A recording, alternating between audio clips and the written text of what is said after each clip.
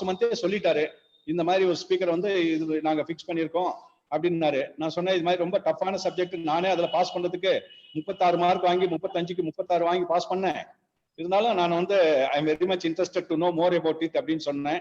அதனால thank you, welcome mister Satish sir. நீங்க நாமக்கலுக்கும் அவசியம் வரணும். Welcome. With these few words, I am introducing Mr. Satish to the forum. Thank you. Thank you, sir. Thank you. Thank you, Mr. Satish. You can share your screen now and start. Yes, sir. So, yes, sir. Luckily, இப்ப நீங்க வந்ததனால எங்களுக்கு நிறைய பேர் இதுல MML advocate இருக்காங்கன்னு தெரியுது. அதுலயே வந்து மார்க் ஷீட் எல்லாம் வேற வெளியே வருது. சார் ரெண்டு விஷயம் நான் வந்து கொஞ்சம் வயசானதுக்கு அப்புறம் நான் ரெண்டு விஷயம் வந்து கேட்க கூடாது அப்படிங்கறதுல ரொம்ப தெளிவா இருப்பேன். ஒண்ணு வந்து எப்பவுமே சொல்ற மாதிரி ஒரு லேடி கிட்ட வந்து அவங்களுடைய வயசு கேட்க கூடாதுன்னு சொல்லுவாங்க. அது மாதிரி வக்கீல் கிட்ட அவரோட மார்க் கேட்க கூடாது அப்படிங்கறதும் எங்களுக்குள்ள ஒரு எழுதப்படாத சட்டம். ஏன்னா மார்க் வாங்கின யாருமே வக்கீலா பிராக்டிஸ் பண்றது இல்லை. வக்கீலா பிராக்டிஸ் பண்ண யாருமே சரியா மார்க் வாங்கினது இல்லை. அது இது ஒரு பேசிக்கலான ஒரு ஒரு தியரி ஒண்ணு எங்களுக்கு உண்டு. பட் இன்னைக்கு காலையில ஒரு சுவாரஸ்யமான ஒரு விஷயம் நடந்தது இன்னைக்கு கோர்ட்ல. நான் ப்ராபப்ளி அதுல இருந்து ஆரம்பிக்கலாம் அப்படின்னு நினைச்சிட்டு இருந்தேன். இன்னைக்கு காலையில ஜஸ்டிஸ் கார்த்திகேயன் கோர்ட்ல வந்து ஒரு கேஸ் நடத்திட்டு இருந்தோம். ஒரு அட்வொகேட் வந்து தன்னுடைய மைக்க ஆன் பண்ணாம பேசிட்டே இருந்தாங்க. ஒரு கார்த்திகேயன் ரொம்ப நேரம் sorry your mike is in mute, sorry your mike is in mute, please unmute, please அன்மியூட்னு சொல்லிட்டே இருந்தாரு. ஒரு பாயிண்ட் ஆஃப் டைம்ல அவருக்கு வந்து இது ஏதாவது ஒண்ணு சொல்லி சிரிக்க வைக்கணும் அப்படிங்கிறதுனால அவர் சட்டுன்னு என்ன சொன்னார்னா, சார் கோர்ட்டுக்கு நேரா வந்தீங்கன்னா உங்க வாயை மூடுறது பெரிய கஷ்டமா இருக்கு, இங்க வாயை திறக்க வைக்கிறது பெரிய கஷ்டமா இருக்கே சார் அப்படின்னாரு. இன்னைக்கு அந்த மாதிரி ஒரு சிச்சுவேஷன்ல நம்ம இன்னைக்கு we are living. But thanks to technology, இன்னைக்கு பர்சனலா we are able to connect with a lot of people. ஒரு நிறைய நமக்கு இன்ஃபேக்ட் இந்த லாக்டவுன் மார்ச்க்கு அப்புறமே கிட்டத்தட்ட நான் ஒரு 20-25 இடத்துல நான் ஏதோ பேசியிருக்கேன். இன்ஃபேக்ட் வெங்கட்ராமன் சார் கூட ஒரு 2-3 காலேஜ் லெக்சர் கொடுக்க சொல்றாங்க. அதெல்லாம் கூட பேசணும். நிறைய பேரோட இன்னைக்கு வந்து நம்மளால கம்யூனிகேட் பண்ண முடியுது. ஏன்னா நம்ம வீட்டுல உட்காந்து நமக்கு ஒரு ஒரு ஒரு தொடர்பு ஏற்படுத்தி கொடுக்கறதுக்கான ஒரு வாய்ப்பு இந்த டெக்னாலஜி நமக்கு கொடுக்கறதுங்கிறது வந்து ஒரு பெரிய ஒரு அற்புதமான ஒரு விஷயம். இவ்வளவு நாள் இதெல்லாம் இருந்தும் நம்ம இதெல்லாம் யூஸ் பண்ணாம இருந்திருக்கோம். அதுதான் நிஜம். இன்டெலெக்சுவல் ப்ராப்பர்ட்டியுமே அப்படிப்பட்ட ஒரு விஷயம் தான். அதாவது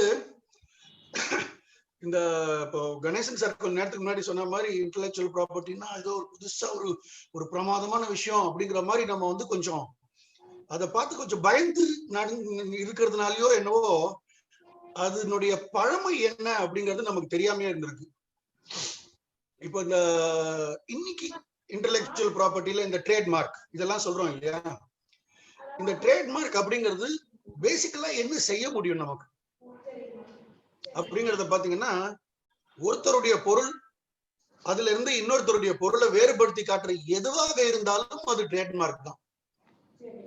இப்படி ஒரு லாஜிக் வச்சுக்கிட்டோம்னா, ராமாயணத்துல ராமர் வந்து தன்னுடைய கணையாழியை கழட்டி அனுமார் கிட்ட கொடுத்து, ஐயா நீ போய் அங்க மனைவி சீதா இருக்காங்க, அவங்க கிட்ட நான் வந்து அவங்களை கண்டிப்பா காப்பாத்துறேன்னு சொல்லு, கவலைப்பட வேண்டான்னு சொல்லு அப்படின்னு சொல்லி அனுப்புறாரு. ஹனுமாரும் வந்து இலங்கைக்கு போறாரு. இலங்கையில வந்து நீதான் என்னுடைய கணவருடைய பிரதிநிதின்னு எனக்கு எப்படி தெரியும் அப்படிங்கும்போது அந்த கணையாழியை அவர் காட்டுறாரு. இது என்ன சொல்லுது நமக்கு? இன்னைக்கு இருக்கிற ட்ரேட்மார்க் சட்டம் தான் இது.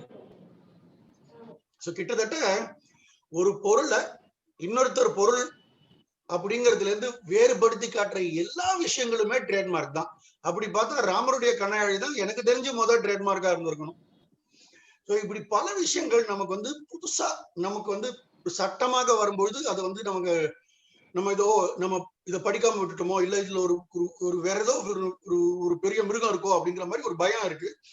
ஆனால் இந்த ட்ரேட்மார்க் ஆகட்டும், இந்த இன்டெலெக்சுவல் ப்ராப்பர்ட்டிஸ் ஆகட்டும், எல்லாமே வந்து ஒரு ஒரு சாதாரணமான ஒரு சின்ன ஒரு விஷயத்துல இருந்து கூட வரக்கூடிய வாய்ப்புகள் இருக்கு அப்படிங்கறத தான் நான் உங்களுக்கு முதல்ல சொல்ல ஆரம்பிக்கிறேன். அதாவது இன்னைக்கு இந்த இன்டெலெக்சுவல் ப்ராப்பர்ட்டி அப்படிங்கறத நம்ம நிறைய கேட்கிறோம். ஏன் அப்படின்னு பாத்தீங்கன்னா, கடந்த ஒரு ஒரு 30 வருடங்களாக பார்த்தோம்னா இந்த இன்டெலெக்சுவல் ப்ராப்பர்ட்டி சம்பந்தமான வழக்குகள் அதிகமாகிட்டு இருக்கு. அந்த ஒரு காரணத்தினாலதான் நம்ம வந்து இதை வந்து ஒரு நிறைய கேள்விப்பட வேண்டிய ஒரு கட்டாயத்திலையும் நம்ம இதை பத்தி என்னன்னு தெரிஞ்சுக்க வேண்டிய ஒரு கட்டாயமும் நமக்கு வந்திருக்கு. இதுக்கு சிம்பிள் லாஜிக் அப்படின்னு எடுத்து பார்த்தோம்னு சொன்னா, நீங்க ஒரு 45-50 வயசுக்கு மேல இருக்கிற எல்லாருமே நம்ம பார்த்தோம்னா நமக்கு பெரிய கம்பெனி அப்படின்னு நமக்கு தெரிஞ்ச எல்லாமுமே ஒரு ஃபோர்டு, ஒரு ஜிஎம், ஒரு ஐபிஎம், இந்த மாதிரி ஒரு ப்ராடக்ட் மேனுஃபேக்சர் பண்ணிட்டு இருந்த ஒரு கம்பெனிகள்.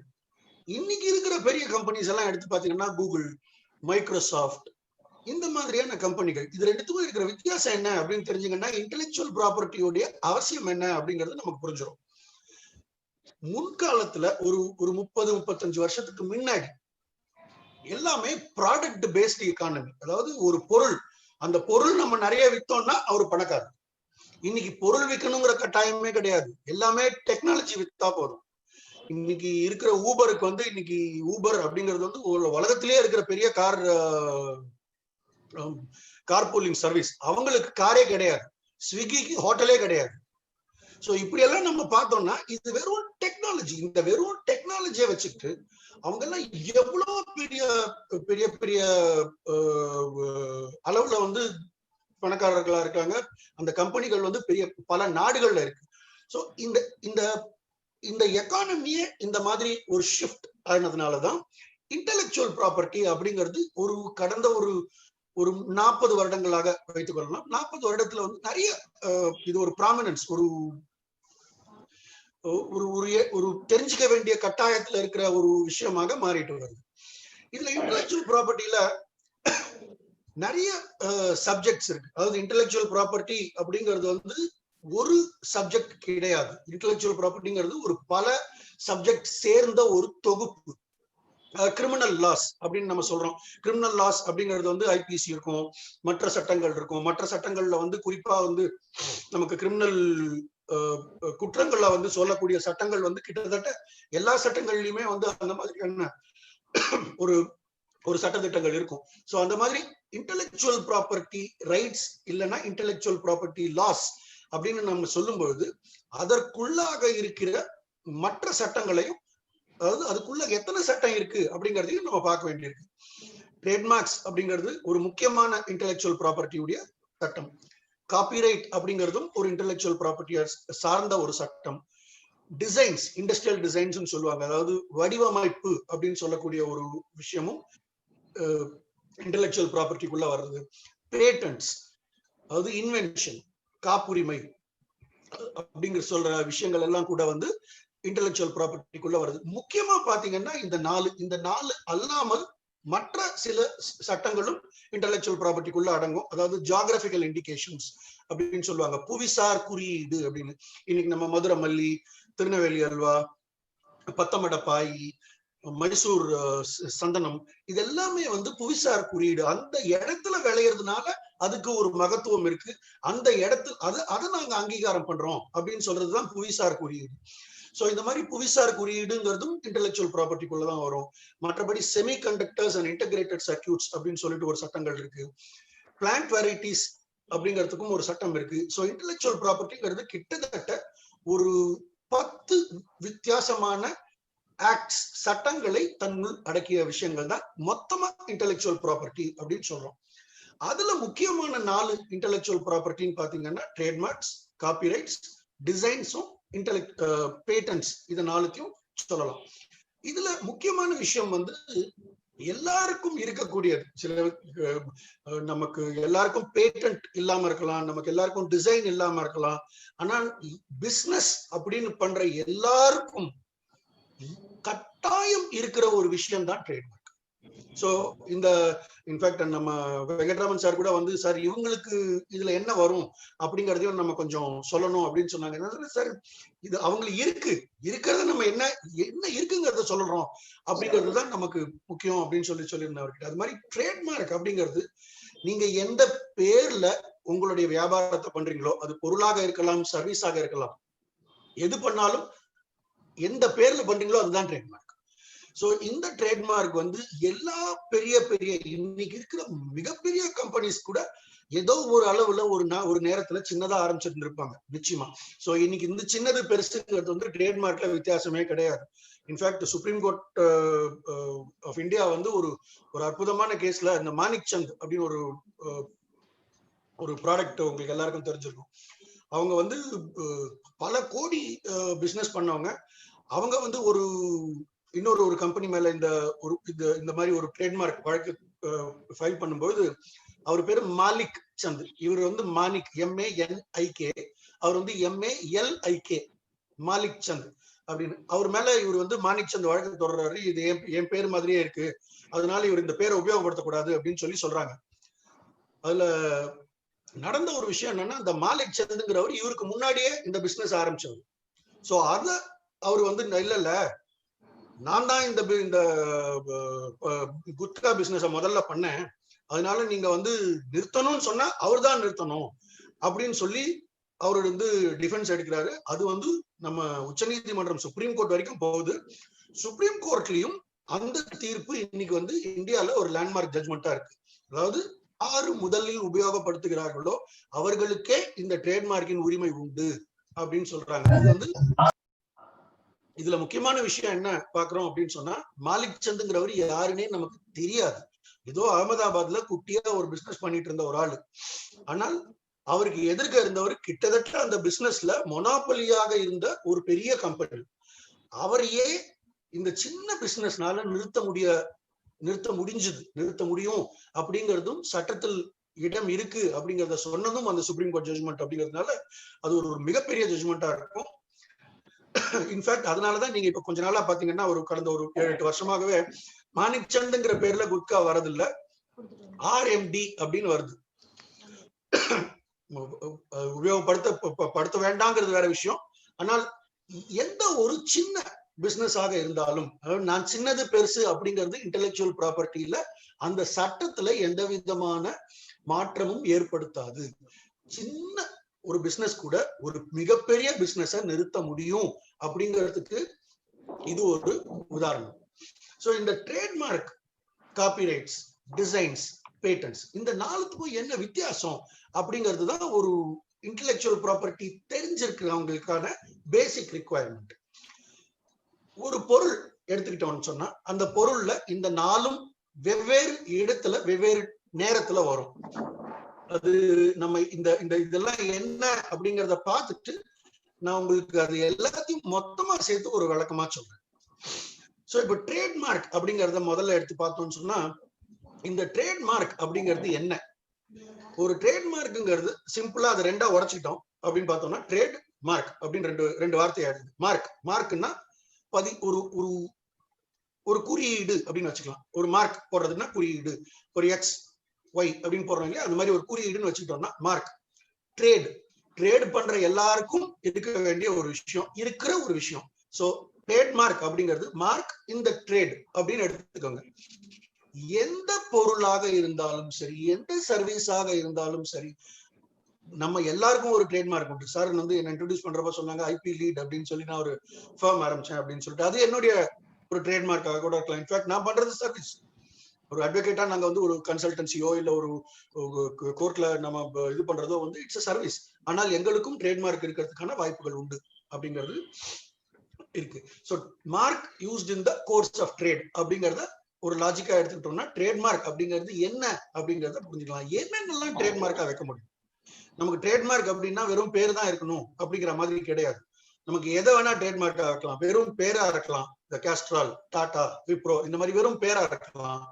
இல்ல லோகோவா இருக்கலாம். இப்ப இந்த ஆவின் லோகோங்கிறது வந்து நீங்க இந்த ஸ்டைல்லையும் இந்த ஃபாண்ட்லயும் எழுதுனாங்கன்னா அது என்ன எழுதினாலும் அது ஆவின் தான்ன்றது நமக்கு தெரியும். ஸோ அந்த லோகோ அப்படிங்கிறது முக்கியம். வெறும் லெட்டர்ஸ், இதுக்கும் ட்ரேட்மார்க் உண்டு. சிக்னேச்சர்ஸ், ஒருத்தருடைய கையெழுத்துக்கும் அது தனித்தன்மை வாய்ந்த எந்த ஒரு விஷயமாக இருந்தாலும் அதுக்கு ஒரு ட்ரேட்மார்க் இருக்கிறதுக்கான வாய்ப்பு இருக்கு. நம்பர், இந்த 777 ஊர்கா, இன்னைக்கு காலையில நான் சார் செல்வம் சார் கிட்ட பேசிட்டு இருக்கும்போது செல்வம் சார் வந்து 1431 பயோரியா பல்பொடி இருக்குங்க அப்படின்னு சொன்னாங்க. அதெல்லாம் நம்பர், வெறும் நம்பர். சோ 1431 அப்படின்னு நீங்க சொன்னீங்கன்னா நமக்கு ஏதோ ஒரு பின்கோடோ இல்ல ஒரு போன் நம்பரோ ஞாபகம் வருது. நமக்கு டக்குன்னு நினைவு வர்றது வந்து அந்த 1431 பயோரியா பல்பொடி தான். சோ அந்த மாதிரி நம்பர் கூட ஒரு ட்ரேட்மார்க்காக இருக்க முடியும். இந்த பாட்டில் பார்த்தோம்னாலே நமக்கு இது என்ன ஷேப்புங்கிறது நமக்கு தெரியும் எல்லாருக்குமே. இது வந்து கொக்கோ கோலா பாட்டிலுடைய ஒரு இது. அந்த பாட்டில் நம்ம இது ஒட்ட வேண்டாம், லேபிள் ஒட்ட வேண்டாம், ட்ரேட்மார்க் வேண்டாம். அந்த பாட்டிலுடைய ஷேப்பை பார்த்தாலே நமக்கு இது என்னன்னு தெரியும். சோ இதுதான் ட்ரேட்மார்க் அப்படிங்கிற ஒரு விஷயம். அதாவது எந்த ஒரு விஷயம் நம்மளுடைய ட்ரேட குறிக்குதோ அது எத்தனையுமே ட்ரேட்மார்க்காக இருக்கலாம். வெறும் கலரா கூட இருக்கலாம். வெறும் கலர் அது கூட ஒரு ட்ரேட்மார்க்காக இருக்கிறதுக்கான வாய்ப்புகள் இருக்கு. சட்டத்துல அதுக்கான இடம் இருக்கு. சோ இப்ப பார்த்தோம்னா இந்த இது அத்தனையுமே நீங்க ட்ரேட்மார்க்காக உபயோகப்படுத்தலாம். இதுல முக்கியமா நீங்க கவனிக்க வேண்டிய விஷயம் என்னன்னா, நான் அந்த மணிச்சந்த் எக்ஸாம்பிள் சொன்ன மாதிரி ரெண்டே விஷயம் தான். ஒண்ணு, மற்றவர்களை போல உங்களுடையது இருக்கக்கூடாது. அதாவது இந்த மார்க்கெட்ல இருக்கிறவங்களுடைய அதே ஸ்டைல்லையோ கேட்கறதுக்கோ பாக்குறதுக்கோ அதே மாதிரி இருக்கக்கூடாது. ஃபார் எக்ஸாம்பிள் இந்த ஆவின் இது இருக்கு. நான் வந்து இன்ஃபேக்ட் ஆவின் அப்படிங்கறதே வந்து ஒரு டிஸ்கிரிப்ஷன் அப்படின்னு கூட சொல்லலாம். ஏன்னா ஆவு அப்படிங்கிறது மாடு, ஆவின் அப்படின்னா மாட்டின் அப்படிங்கிற மாதிரி அர்த்தம் கூட எடுத்துக்கலாம். சோ டிஸ்கிரிப்டிவ் வார்த்தைகள் இருந்தால் அது வந்து நல்ல ட்ரேட்மார்க்காக அமையாது அப்படிங்கிறது ஒரு சட்டம். அதனாலேயே நீங்க உங்களுடைய ட்ரேட்மார்க்கை வந்து அதனாலதான் அது இன்டெலெக்சுவல் ப்ராப்பர்ட்டி ஆகுது.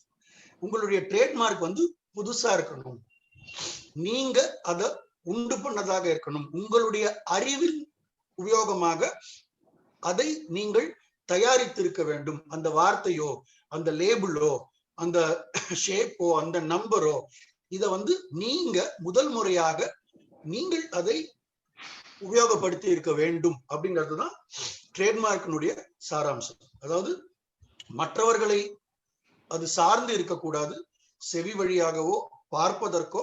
அதாவது இங்கிலீஷ்ல இந்த ஜட்ஜ்மெண்ட்ஸ்ல எல்லாம் என்ன சொல்லுவாங்கன்னா, phonetically or visually it should not be similar. அவ்வளவுதான். இதுதான் ட்ரேட்மார்க் சட்டம். சோ உங்களுடைய ட்ரேட்மார்க் உங்களுடைய ப்ராடக்டை குறிக்கிறதாக இருக்க வேண்டும். மற்றவர்களுடைய ப்ராடக்டை அது வந்து ஞாபகப்படுத்தினாலே உங்களுடைய ட்ரேட்மார்க் வந்து சரியான ட்ரேட்மார்க்காக இருக்காது அப்படிங்கிறது தான் சட்டம். சோ இந்த ட்ரேட்மார்க் அப்படிங்கிறது வந்து உங்களுடைய ப்ராடக்டை உங்களுடைய காம்படிட்டருடைய ப்ராடக்ட்டுக்கு வேறுபடுத்தி காட்டுற எல்லா விஷயங்களுமே, இந்த மாதிரி நம்பர் லேபிள் எதுவாக இருந்தாலும் அது ஒரு ட்ரேட்மார்க்காக அமையும். ஸோ ட்ரேட்மார்க் பொறுத்த வரைக்கும் ரொம்ப சிம்பிளா இதுதான். ஸோ இந்த மாதிரியான ட்ரேட்மார்க்ஸை பொறுத்த வரைக்கும் நம்ம எல்லாருக்கிட்டையுமே ஒரு ட்ரேட்மார்க் இருக்கு. என்ன பிசினஸ் பண்ணாலும் ஒரு ட்ரேட்மார்க் இருக்கு. இன்ஃபேக்ட் ஒரு வக்கீல இப்போ கணேசன் சார் வந்து கேவி கணேசன் அண்ட் அசோசியேட்ஸ் அப்படின்னு வச்சாருன்னா அதுவும் ஒரு ட்ரேட்மார்க் தான். எம்எம்ஏங்கிறது ஒரு ட்ரேட்மார்க்.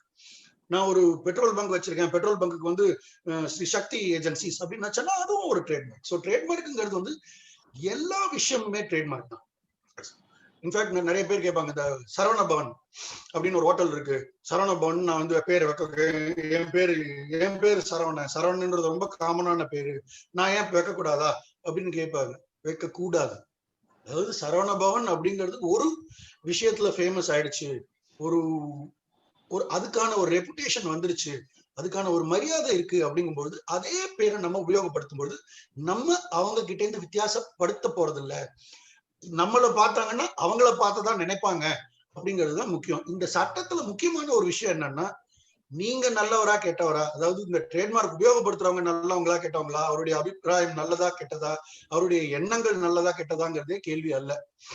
ஒரு 2 ட்ரேட்மார்க்கை பாக்குற ஒரு சாமானிய மனுஷன் இது ரெண்டும் ஒரே ஆள்கிட்ட இருந்து வந்ததா அப்படின்னு நினைச்சாருன்னா அதுதான் ட்ரேட்மார்க். அப்படி நினைச்சாருன்னா ரெண்டாவதா அதை யார் உபயோகப்படுத்துறாங்களோ அவங்க நிறுத்தணும் அப்படிங்கறத ட்ரேட்மார்க். சோ ரொம்ப சிம்பிளா சொன்னோம்னா,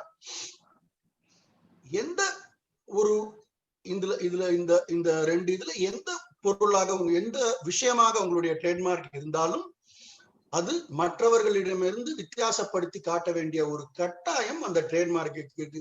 இது எப்ப வரும் அப்படின்னு பார்த்தோம்னா, நான் ஏதாவது ஒண்ணு புதுசா தயாரிச்சாதான் இது மாதிரி வர முடியும். அப்பதான் என்னுடைய இது மற்றவங்ககிட்ட இருந்து வித்தியாசப்படும். அதனாலதான் இது இன்டெலெக்சுவல் ப்ராப்பர்ட்டி ஆகுது. சோ இப்படி வர்ற விஷயம் தான் ட்ரேட்மார்க் அப்படிங்கிற ஒரு விஷயம். இன்ஃபேக்ட் ட்ரேட்மார்க்ல வந்து வெறும் இது மட்டும் அல்லாமல் சவுண்ட், வெறும் சத்தம், இந்த சவுண்ட் மட்டுமே கூட ஒரு நல்ல ட்ரேட்மார்க்கா இருக்க முடியும். இன்ஃபேக்ட் நம்ம எல்லாருமே இன்னைக்கு மொபைல் போன் வச்சிருக்கோம். மொபைல் போன் ஆன் பண்ண உடனே ஒரு சத்தம் வருது. அந்த சத்தத்தை பார்த்தாலே அது என்ன மொபைல் போனுங்கிறது நமக்கு தெரியுது. அட்வர்டைஸ்மெண்ட் பார்த்தோம்னா நமக்கு என்ன அட்வர்டைஸ்மெண்ட் நம்ம பார்க்கிறோங்கிறது தெரியுது. கலர் வச்சு கூட ஒரு ட்ரேட்மார்க்கை நம்ம நிர்ணயம் பண்ணலாம். சோ எந்த பொருளை, எந்த விஷயமாக இருந்தாலும் வேறுபடுத்தி காட்ட வேண்டிய ஒரு குறியீடாக அது இருக்குமானால் அதுதான் உங்களுடைய ட்ரேட்மார்க். அது வேறுபடுத்தி காட்டுற வரைக்கும் உங்களுடைய ட்ரேட்மார்க். அது வேறுபடுத்தாமல் மற்றவர்களை நினைவுபடுத்துமேயானால் அது ட்ரேட்மார்க் அல்ல. அந்த ட்ரேட்மார்க்கை நிறுத்துவதற்கான வாய்ப்புகள் அதிகம். சோ இப்படி நினைவு வச்சுக்கிட்டீங்கன்னா, ஏன் இதை நான் புதுசா ஒண்ணு கிரியேட் பண்ணணும், ஏன் என்னுடைய இன்டெலெக்சுவல் ப்ராப்பர்ட்டியா நான் ஒண்ணு கிரியேட் பண்ணணும் அப்படிங்கிற ஒரு கேள்விக்கும் நமக்கு பதில் கிடைச்சோம். சோ இதுல வந்து எல்லாமே பாத்தீங்கன்னா எல்லா பிசினஸுமே சின்ன சின்ன இடத்துல இருந்து வர்றதுதான். கூட்ஸுக்காக இருந்தாலும் சரி, சர்வீஸுக்காக இருந்தாலும் சரி, அது லோக்கல் பிசினஸாக இருந்தாலும் சரி, பெரிய பிசினஸா இருந்தாலும் சரி, எல்லாத்துக்கும் ட்ரேட்மார்க் சமம். ஒரு கோபால் டூத் பவுடர் ஆகட்டும், ஒரு தலப்பாக்கட்டி பிரியாணி ஆகட்டும். தலப்பாக்கட்டி பிரியாணிக்கு ப்ராபப்ளி இன்னைக்கு ஒரு நம்ம தமிழ்நாட்டு பார்டரை தாண்டிட்டோம்னா தலப்பாக்கட்டி பிரியாணிக்கு இன்னும் பெரிய அளவுல ஒரு ரெப்புடேஷன் இருக்கிறதுக்கான வாய்ப்புகள் இருக்குமாங்கிறது எனக்கு தெரியல. ஆனா தமிழ்நாட்டை பொறுத்த வரைக்கும் தலப்பாக்கட்டி பிரியாணிங்கிறது எல்லாருக்கும் தெரியும். ஆம்பூர் பிரியாணிங்கிறது எல்லாருக்கும் தெரியும். சேலம் ஆர்ஆர் பிரியாணின்னா எல்லாருக்கும் தெரியும். சோ இந்த மாதிரி ஒரு லோக்கல் பிசினஸாக இருந்தாலும் கூட அதற்கான ட்ரேட்மார்க் உரிமை உண்டு. அந்த உரிமையை நீங்கள் நிச்சயமாக சட்டத்தின் மூலமாக நிலைநிறுத்த முடியும் அப்படிங்கிறதுதான் ட்ரேட்மார்க் சட்டத்தினுடைய ஒரு முக்கியமான விஷயம். இதுல இந்த ட்ரேட்மார்க் ரெஜிஸ்ட்ரேஷன் பண்ண வேண்டியது கட்டாயம் இல்லை. ஆனா ரெஜிஸ்ட்ரேஷன் பண்ணீங்க அப்படின்னு சொன்னா உங்களுக்கான உரிமை நிலைநாட்டுவது இன்னும் சுலபம். அதாவது இந்த ட்ரேட்மார்க், இது ஒரு சர்டிபிகேட் இருக்கு, இந்த சர்டிபிகேட்ல என்னோட பேர் இருக்கு, இந்த ட்ரேட்மார்க் இருக்கு, இது என்னோடது அப்படின்னு சொல்றது ரொம்ப சுலபம். இந்த சர்டிபிகேட் ரெஜிஸ்ட்ரேஷன் இல்ல அப்படின்னா அந்த ட்ரேட்மார்க் என்னுடையது அப்படின்னு சொல்றதுக்கே நான் வந்து ஒரு பல விதமான ஆவணங்களை, டாக்குமெண்ட்ஸை நான் வந்து கொடுக்க வேண்டியிருக்க ஒரு கட்டாயம் வரும். அப்படி இருந்தாலும் உங்களுக்கு ட்ரேட்மார்க் உரிமை உண்டு, அதையும் நீங்கள் நிலைநாட்டலாம் அப்படிங்கிறதுதான் இந்த மாதிரி இந்த பாசிங் ஆஃப் அப்படின்னு சொல்லக்கூடிய ஒரு சட்டத்தின் கீழே உங்களுக்கு அதுக்கும் வாய்ப்பு இருக்கு. ஆனா ரெஜிஸ்ட்ரேஷன் பண்றது நல்லது. ரெஜிஸ்ட்ரேஷன் பண்ற ஒரு ட்ரேட்மார்க்குக்கான வேலிடிட்டி 10 வருடங்களுக்கு ஒரு தரம். அதை வந்து நீங்க எவ்வளவு ஆண்டுகள் வேணாலும் அந்த 10 வருடத்துக்கு ஒரு தரம் ரினியூ பண்ணிக்கிட்டே இருக்கலாம். சோ இந்த ட்ரேட்மார்க்கு முடிவே கிடையாது. இன்னைக்கு அளவுல பாத்தீங்கன்னா இந்தியாவிலேயே வந்து கிட்டத்தட்ட 200 வருடங்களாக இருக்கிற பிசினஸ்கள் இருக்கு. அவை எல்லாம் வந்து கிட்டத்தட்ட 1940 இருந்து நமக்கு ட்ரேட்மார்க்ஸ் சட்டம் இருக்கு. அதுல இருந்து பதிவு பண்ண இதுவே ட்ரேட்மார்க்ஸே பாத்தீங்கன்னா இன்னைக்கு கிட்டத்தட்ட 80 வருடங்களுக்கு மேலாக ரெனியூ பண்ணி இன்னைக்கும் இருந்துட்டு இருக்க ட்ரேட்மார்க்ஸ் நிறைய இருக்கு. ஸோ ரெஜிஸ்ட்ரேஷன் பண்றது கம்பல்சரி இல்லை அப்படின்னாலும் ரெஜிஸ்ட்ரேஷன் பண்ணி உங்களுடைய சர்டிபிகேட் உங்களுக்கு இருந்ததுன்னா உங்களுடைய உரிமையை நீங்கள் கோர்ட்டு அப்ரோச் பண்ணி நீங்க அதை நிலைநிறுத்துவது சுலபமாக மாறிவிடும் அப்படிங்கிறது தான் இந்த ட்ரேட்மார்க் விஷயத்தை பொறுத்த வரைக்கும் நம்ம தெரிஞ்சுக்க வேண்டியது. அடுத்தது பார்த்தோம்னா காப்பிரைட் என்று சொல்லக்கூடிய பதிப்புரிமை சட்டம். காப்பிரைட் அப்படிங்கிறது என்னன்னா, நிறைய பேருக்கு இதுல ஒரு குழப்பம் இருக்கு. எதெல்லாம் காப்பிரைட்? காப்பிரைட்னா ஏதோ நான் வந்து பெரிய ரவிவர்மா மாதிரி பெயிண்டிங் வரையணுமா, இல்ல காளிதாசர் மாதிரி கவிதை எழுதணுமா, இல்ல வைரமுத்து மாதிரி பாட்டு எழுதணுமாங்கன்னா கிடையவே கிடையாது. நிச்சயமா கிடையாது. இந்த நான் சொல்லியிருக்கேன் ஒரு 3 டெஸ்ட் இதுல சொல்லியிருக்கோம் இல்லைங்களா. It must B original. நீங்க யாருக்கிட்ட இருந்தும் காப்பி அடிக்காம எதை செஞ்சாலும் அதுக்கு உங்களுக்கு காப்பிரைட் உண்டு. It should originate from the author. உங்களிடமிருந்து வர வேண்டும், மற்றவர்களிடமிருந்து நீங்கள் பெறப்பட்டதாக இருக்கக்கூடாது. 3வது ஸ்கில் அண்ட் லேபர் அப்படின்னு சொல்லி, அதாவது நம்மளுடைய ஒரு எஃபர்ட் அதுல இருந்ததுன்னா போதுமானது. இது வந்து எவ்வளவு சாதாரணமான விஷயமாக இருந்தாலும் அதுக்கு காப்பிரைட் உண்டு. காப்பிரைட்டுங்கிறது வந்து நமக்கு நிறைய விஷயத்துக்காக நம்ம காப்பிரைட் வாங்குறதுக்கான வாய்ப்புகள் உண்டு. அதாவது காப்பிரைட் அப்படிங்கிறது வந்து லிட்ரரி ஒர்க் என்று சொல்லக்கூடிய எழுதி பதிவு செய்திருக்க வேண்டும். பதிவு செய்துன்னா நான் ரெஜிஸ்ட்ரேஷன் அப்படின்னு சொல்லல, எழுதி இருக்கணும் அப்படிங்கிறது தான் அதுக்கான ஒரு கட்டாயம். லிட்ரரி ஒர்க்கு உண்டு, மியூசிக் ஒர்க்கு உண்டு, சவுண்ட் ரெக்கார்டிங் உண்டு, ஆர்டிஸ்டிக் ஒர்க் என்று சொல்லக்கூடிய எந்த விதமான வரைதல் இருந்தாலும் அதுக்கு காப்பிரைட் உண்டு. மேப் இருந்தா கூட அது காப்பிரைட் உண்டு. சாதாரணமா நான் சொந்தமா ஏதாவது கிறுக்குனேன் அப்படின்னா கூட அதுக்கு காப்பிரைட் உண்டு. அந்த கிறுக்களை கூட மற்றவர்கள் உபயோகப்படுத்த கூடாது அப்படிங்கிறது தான் காப்பிரைட் சட்டத்தினுடைய ஒரே சாராம்சம். அதாவது நான் என்னுடைய சொந்த முயற்சியினால் என்னுடைய மனதில் இருக்கும் விஷயங்களை பிரதிபலிக்கும் ஒரு விஷயமாகத்தான் காப்பிரைட் சட்டம் பார்க்கப்படுகிறது. இதை நான் கமர்ஷியலா யூஸ் பண்ணணுமா வேண்டாமா? கண்டிப்பா வேண்டாம்.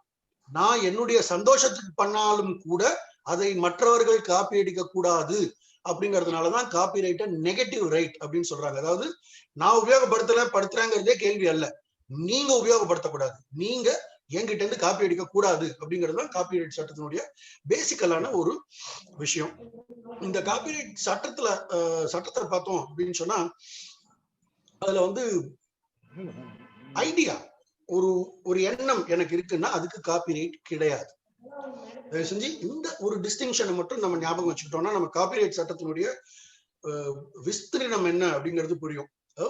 ஐடியா அப்படிங்கிறதுக்கு காப்பிரைட் கிடையாது. ஏன் ஐடியாவுக்கு காப்பிரைட் கிடையாது அப்படின்னு பார்த்தோம்னா, ஒரே ஐடியாவை பல பேர் பல விஷயமா பல பல பல வகையில அதை எக்ஸ்பிரஸ் பண்ண முடியும். ஒவ்வொரு எக்ஸ்பிரஷனும் முக்கியம். ஒவ்வொரு எக்ஸ்பிரஷனும் அவர்களுடைய சொந்த திறனின் காரணமாக வர்ற விஷயம். அதனால ஐடியாவுக்கு காப்பிரைட் கிடையாது. எல்லா காப்பிரைட்டுமே உங்களுடைய எக்ஸ்பிரஷன், அதாவது ஃபார்ம் அப்படின்னு சொல்ற ஒரு விஷயம். இப்போ எனக்கு நிலா அப்படின்னு நான் ஒரு விஷயத்த சொன்னேன்னா அந்த நிலாவை நான் எப்படி வேணா வரையலாம். அந்த நிலாவை மொட்டை மாடியில இருந்து பாக்குற மாதிரி வரையலாம். அந்த நிலாவை நான் ஒரு கடற்கரையில இருந்து பாக்குற மாதிரி வரையலாம். நான் என்னுடைய ஒரு காட்டில இருந்து பாக்குற மாதிரி வரையலாம். நிலாவை எத்தனை வகையாக நாம் எக்ஸ்பிரஸ் பண்ண முடியுமோ அத்தனை வகைக்கும் ஒவ்வொரு வகைக்கும் ஒவ்வொரு காப்பிரைட் உண்டு அப்படிங்கிறதுதான் இந்த ஒரு பேசிக்கலான விஷயம் சொல்றது. காப்பிரைட் அப்படிங்கிற ஒரு சட்டத்தில் சொல்லப்படுகிற ஒரு விஷயம். அதை மட்டும் தயவு செஞ்சு நினைவு வச்சுக்கோங்க. ஐடியாவுக்கு காப்பிரைட் கிடையாது, எக்ஸ்பிரஷனுக்கு மட்டும்தான் காப்பிரைட். அதுக்குதான் அந்த எக்ஸ்பிரஷனை தான் நான் பதிவு அப்படின்னு சொன்னேன்.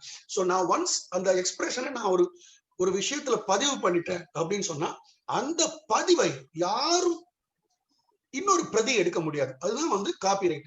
சோ ட்ரேட்மார்க் மாதிரியே காப்பிரைட் அப்படிங்கறத கூட அப்படி திருப்பி போட்டு ரைட் டு காப்பி அப்படின்னு எடுத்துக்கலாம். காப்பி ரைட் டு காப்பி அப்படின்னு எடுத்துக்கலாம். அதாவது யாருக்கு இதை பிரதி எடுக்கிறதுக்கான உரிமைகள் இருக்கோ அவருக்கு தான் காப்பிரைட் சொந்தம்.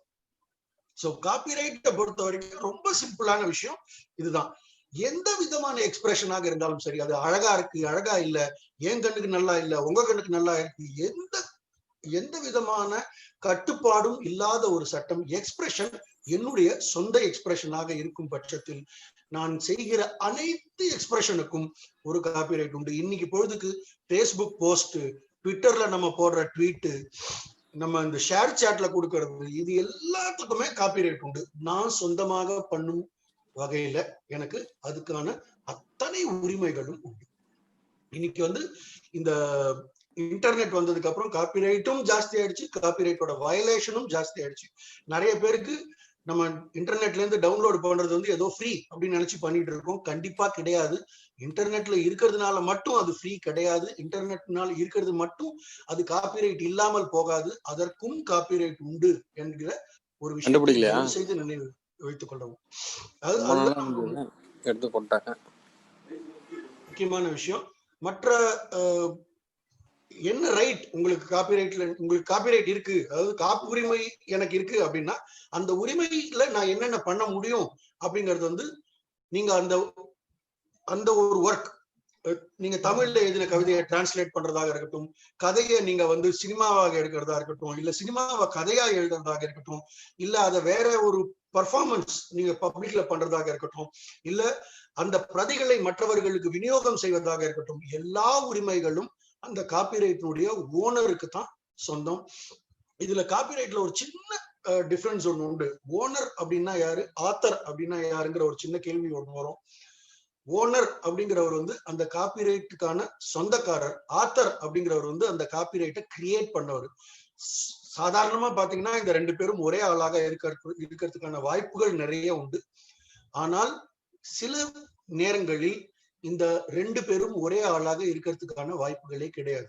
நான் ஒரு பள்ளியில நான் வந்து வேலை செய்யறேன். அந்த பள்ளியில என்ன வந்து ஒரு கொஸ்டின் பேப்பர் செட் பண்ண சொல்றாங்கன்னா கூட அந்த கொஸ்டின் பேப்பர் கூட காப்பிரைட் உண்டு. ஏன்னா இப்ப நம்ம சொன்ன இந்த 3 டெபினிஷனும் ஒரு சாதாரணமா ஒரு கொஸ்டின் பேப்பர் கூட நிச்சயமா பொருந்தும். சோ அந்த கொஸ்டின் பேப்பர் நான் யாருக்காக கிரியேட் பண்றேன்? நான் கிரியேட் பண்றது அந்த பள்ளிக்காக. சோ நான் இதுக்கு ஆத்தராக இருந்தாலும் இதுக்கான ஓனர் அந்த பள்ளி. சோ இந்த வித்தியாசமும் காப்பிரைட் சட்டத்தின் கீழே ரொம்ப ஒரு முக்கியமான வித்தியாசமா இருந்தது. இன்ஃபேக்ட் ஒரு 2 வருஷத்துக்கு முன்னாடி திரு இளையராஜா அவர்கள் வந்து தன்னுடைய பாடல்களை யாரும் பாடக்கூடாது அப்படின்னு சொல்லிட்டு ஒரு ஹைகோர்ட்ல ஒரு கேஸ் போட்டிருந்தாங்க. அந்த கேஸ்ல வந்து எக்கோ ரெக்கார்டிங் கம்பெனி அப்படின்னு சொல்லி ஒரு கம்பெனி மேல இவர்கள்லாம் வந்து எனக்கு என்னுடைய பாடல்களை பதிவிறக்கம் செய்து இவர்கள்லாம் கேசட் அவெல்லாம் வித்துட்டு இருந்தாங்க, அதுக்கெல்லாம் எனக்கு ராயல்டி கொடுக்கல, இதனால இவங்க இனிமே போடக்கூடாது அப்படின்னு சொல்லி அவர் வந்து ஒரு வழக்கு தொடுத்திருந்தாரு. அந்த வழக்குல வந்து நம்ம என்ன டிஃபென்ஸ் எடுத்திருந்தோம் அப்படின்னு பார்த்தோம்னா, இளையராஜா என்பது ஆத்தர், அவர் வந்து ஒரு இசை அமைப்பாளர், அவ்வளவுதான். இந்த இசையமைப்பாளருக்கு ப்ரொடியூசர் என்கிற தயாரிப்பாளர் இந்த இசையமைப்பதற்கான ரெமுனரேஷன் என்னவோ அதை கொடுத்துட்டு அவர்கிட்ட இருந்து அந்த இசையை வாங்கிக்கிறாங்க. சோ இதுக்கான உரிமையாளர் இளையராஜா அல்ல, அந்த ப்ரொடியூசர்கள் தான் அப்படின்னு சொல்லிட்டு நம்ம கோர்ட்ல வந்து ஒரு ஆர்குமெண்ட் கொடுத்திருந்தோம். அதை கோர்ட் ஏத்துக்கிட்டு இளையராஜாவுக்கு இந்த சவுண்ட் ரெக்கார்டிங் அப்படிங்கிற ஒரு இதுல வந்து உரிமை கிடையாது, ஆனா அவரு ஆத்தர் அப்படிங்கிறதுக்கான எல்லா உரிமையும் அவருக்கு உண்டு. அதாவது இந்த இசையை வந்து வேற மாதிரி மாத்தக்கூடாது, வேற ஆளை வச்சு பாடக்கூடாது, இந்த உரிமைகள்லாம் அவங்களுக்கு உண்டே தவிர இந்த பாடல்கள் எல்லாம் வந்து யாரும் வந்து மேடையில பாடக்கூடாது, யாரும் வந்து வீட்டுல பாடக்கூடாது, யாரும் வந்து இதுல கல்யாணத்துல பாடக்கூடாதுன்னு அவர் சொல்றதுக்கான உரிமை கிடையாது அப்படின்னு சொல்லி உயர்நீதிமன்றத்துல அந்த தீர்ப்பு கொடுத்திருந்தாங்க. இது வரைக்கும் அவர் வந்து அதுக்கு எதுவும் மேல்முறையீடு செய்ய மாட்டாங்கன்னு நம்புறோம்.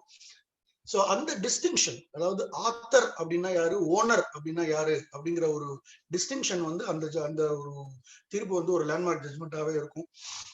ஆத்தராகவே இருந்தாலும் அவர் ஓனர் அப்படிங்கிற ஒருத்தருக்கு கொடுத்துட்டாரு அப்படின்னு சொன்னா இவருக்கு அது மேல எந்த உரிமையும் இவர் கொண்டாட முடியாது. ஒரு சில பேசிக் உரிமை, அதாவது பெட்டர்னிட்டி ரைட்ஸ் அப்படின்னு சொல்லக்கூடிய தாய்மை உரிமை அப்படின்னு சொல்லுவாங்க. அதை நான் தான் இந்த ஓனர், இந்த பாடலுக்கு இசையமைப்பாளர் அப்படிங்கறத அவர் சொல்லிக்கலாமே தவிர இந்த பாடலுக்கான உரிமை அவருக்கு கிடையாது அப்படிங்கறதுல ரொம்ப தெளிவான ஒரு தீர்ப்பாது மெட்ராஸ் ஹைகோர்ட் ஜஸ்டிஸ் அனிதா சுமந்த் அவர்கள் வந்து 2019 ஜூன்ல கொடுத்திருந்தாங்க. இது வரைக்கும் நம்ம அப்பீல் எதுவும் தாக்கல் பண்ணல, பார்ப்போம் என்ன நடக்குதுன்னு. ஸோ காப்பிரைட் அப்படிங்கிற ஒரு சட்டம், அந்த ஒரு சின்ன டிஃபரன்ஸ் நமக்கு இது என்னன்னு தெரிஞ்சுக்கிட்டோம்னா நமக்கு காப்பிரைட் சட்டத்தை பத்தின இது வந்துடும். ஸோ காப்பிரைட் ரெஜிஸ்ட்ரேஷனும் கம்பல்சரி கிடையாது, ஆனால் ரெஜிஸ்ட்ரேஷன் பண்ணிக்கிறது நல்லது. ஏன்னா நீங்க தான் அதுக்கான உரிமையாளர் அப்படிங்கிறது உங்களுக்கு ப்ரூவ் பண்றது ரொம்ப வசதி. ட்ரேட்மார்க் வந்து கிட்டத்தட்ட ஒரு 200-300 வருடங்கள் கூட நீங்க அந்த 10 வருஷத்துக்கு ஒருத்தர் ரெனியூ பண்ணிட்டே இருந்தீங்கன்னா உங்களுக்கு அது ஆயுசுக்கும் உங்க ட்ரேட்மார்க் இருக்கலாம். ஆனால் காப்பிரைட் சட்டம் அப்படி இல்லை. எக்ஸ்கியூஸ் மீ, சாரி, காப்பிரைட் சட்டம் அப்படி அல்ல. அந்த ஆத்தர் ஓனர் அல்ல, ஆத்தரனுடைய அவருடைய லைஃப் டைம் முழுசுக்கும் அவர் காப்பிரைட் உண்டு. சாரி, மன்னிக்கணும், ரொம்ப சாரி. சோ அந்த ஆத்தரனுடைய முழு வாழ்நாளுக்கும் அந்த ரைட் உண்டு. அவர் இறந்த பிறகும் 60 வருடங்களுக்கு அந்த காப்பிரைட் நடைவில் இருக்கும். 60 வருடத்திற்கு பிறகு அதை யாரு வேணா உபயோகப்படுத்திக்கலாம். இன்னைக்கு இன்ஃபேக்ட் நீங்க பாத்தீங்கன்னா மகாத்மா காந்தியினுடைய ஒர்க்ஸ் ஆகட்டும், ரவீந்திரநாத் தாகூரோட ஒர்க் ஆகட்டும், இன்னைக்கு யார் வேணா பப்ளிஷ், சாரி ரொம்ப சாரி, கொஞ்ச நேரம் மழையில் நடைய வேண்டியதா இருந்தது, அதனால பிரச்சனை இது, சாரி. சோ இன்னைக்கு மகாத்மா காந்தி, ரவீந்திரநாத் தாகூர் இவர்களுடைய ஒர்க்கை வந்து இன்னைக்கு யார் வேணா பப்ளிஷ் பண்ண முடியும். காரணம் life time of the author, அதாவது அவர்களுடைய வாழ்நாளுக்கு பிறகு 60 வருடங்கள் முடிந்து விட்டது. சோ 60 வருடங்கள் முடிந்து விட்டது என்கிற காரணத்தால இதுல காப்பிரைட்டே இன்னைக்கு கிடையாது. சோ இன்னைக்கு லெனோர்டோ டா வின்சியோட எல்லா பெயிண்டிங்கையும் நம்ம வந்து இன்னைக்கு காப்பி அடிக்கலாம். எந்த விதமான பிரச்சனையும் அதுல கிடையாது. சோ அந்த 60 வருடங்களுக்கு பிறகு அது எல்லாமே வந்து காப்பிரைட் முடிஞ்சிடும். சோ முடியக்கூடிய ஒரு விஷயம் வந்து காப்பிரைட். ட்ரேட்மார்க் முடியவே முடியாது. ஏன்னா ப்ராடக்ட் மார்க்கெட்ல இருக்கிற வரைக்கும் உங்களுக்கு அந்த ட்ரேட்மார்க் நிச்சயமாக இருக்கும். ஆனால் காப்பிரைட் அப்படி அல்ல. ஒரு குறிப்பிட்ட டைமுக்கு அப்புறம் உங்களுக்கு காப்பிரைட் கிடைக்காது. சோ இது வந்து காப்பிரைட் சட்டத்தினுடைய ஒரு பேசிக் இன்ட்ரோடக்ஷன். மூன்றாவதா நம்ம பார்க்கிறது ஒரு ரொம்ப சின்ன ஒரு குறுகலான ஒரு ரைட். ஒரு பொருள் நம்ம வாங்குறோம் அப்படின்னு சொன்னா அந்த பொருள் வந்து நம்ம வாங்குறதுக்காக பல எண்ணங்கள், பல விஷயங்கள் நமக்கு வந்து மனசுல வரும். அந்த ப்ராடக்ட்ல இருக்கிற அட்வர்டைஸ்மெண்ட் எனக்கு ரொம்ப பிடிக்கும். இந்த ப்ராடக்ட் நல்ல உபயோகமா இருக்கும், இது ரொம்ப நாள் வரும். இன்ஃபேக்ட் எங்க அப்பா அவரு இருக்க வரைக்கும் வந்து லைபாய் சோப் தான் யூஸ் பண்ணுவாரு. என்னடான்னு கேட்டா அது வந்து கரையவே கரையாதுடா, 2 மாசத்துக்கு ஒரு சோப்பு வாங்கினா போதும் அப்படின்பாரு. சோ அவருடைய அது லைபாய் வாங்குறதுக்கான அவருடைய எண்ணம் வந்து அது. சோ இது மாதிரி ஒரு ப்ராடக்ட் வாங்குறதுக்கு ஒரு ட்ரேட்மார்க்கும் இதுவும் மட்டும் அல்லாமல் அந்த ப்ராடக்ட் எப்படி இருக்கு, நமக்கு விஷுவலா பாக்குறதுக்கு எப்படி இருக்கு அப்படின்னு சொல்லக்கூடிய ஒரு விஷயம் கூட வந்து நமக்கு இன்டெலெக்சுவல் ப்ராப்பர்ட்டியா வரும். அந்த ஒரு விஷயம் தான் இண்டஸ்ட்ரியல் டிசைன்ஸ் அப்படின்னு சொல்லக்கூடிய ஒரு ரைட். அதாவது பார்ப்பதற்கு புதிதாக இருக்க வேண்டும், பார்ப்பதற்கு மட்டுமே புதிதாக இருக்க வேண்டும்.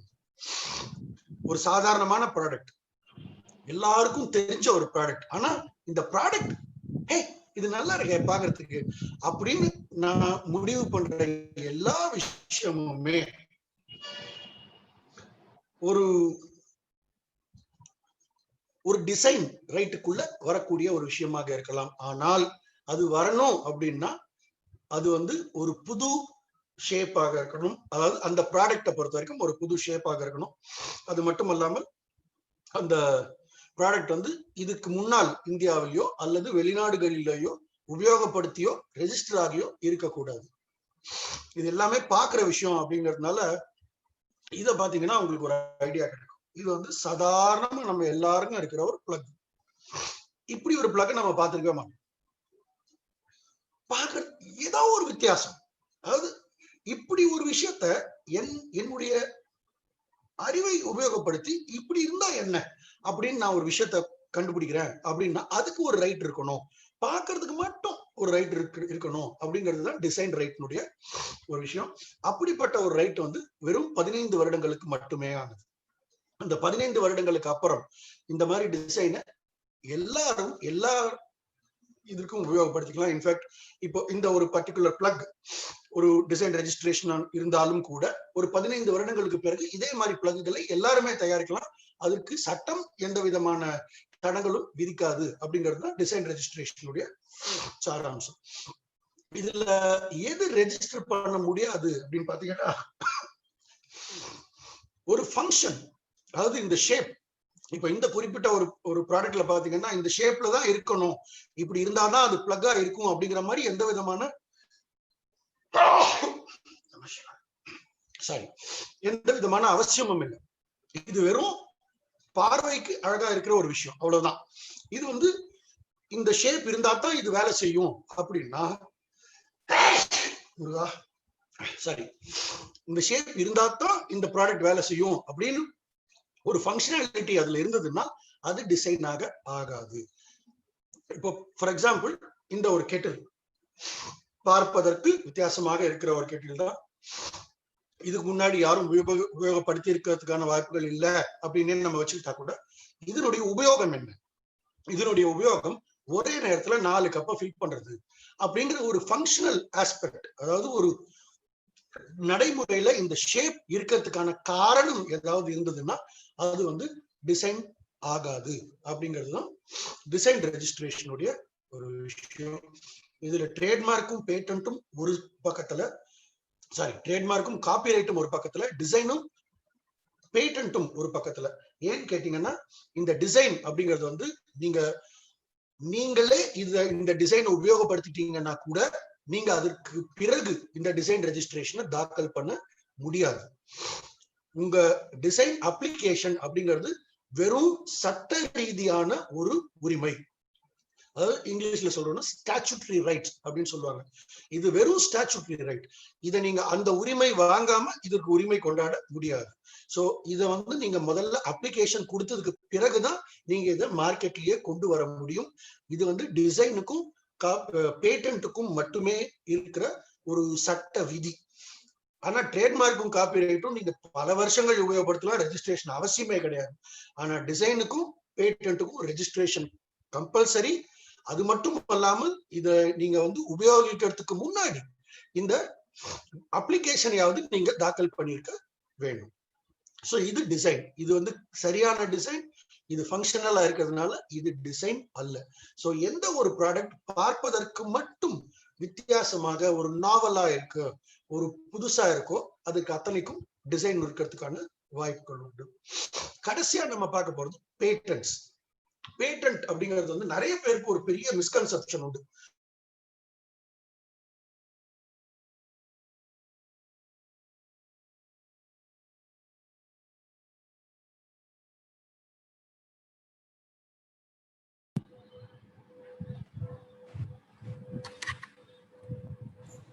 கணேசன் சார் கேக்குதா உங்களுக்கு? Yes, sir. Perfect. So I think the internet must be low, sir. His internet is a problem, no? Yes, sir. So that's why we told him to be on mobile also. I hope he'll come back on mobile. ரெண்டு நிமிஷம் wait பண்ணலாம். I think he'll be back on mobile. Yes, sir. Yes.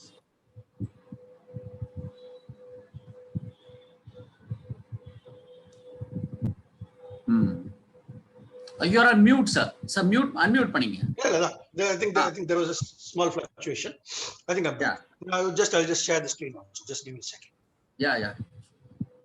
So patent அப்படிங்கிறது வந்து எந்த ஒரு யூஸ்ஃபுல்லான இன்வென்ஷனாக இருக்கணும். Invention அப்படின்னா என்ன? இன்வென்ஷன் அப்படின்னு பாத்தீங்கன்னா புதிய கண்டுபிடிப்பாக இருக்கணும். இதுக்கு முன்னாடி அந்த மாதிரி ஒரு ப்ராடக்டோ இல்ல அந்த மாதிரி ப்ராடக்ட் தயாரிக்கிறதுக்கான ஒரு மெத்தடோ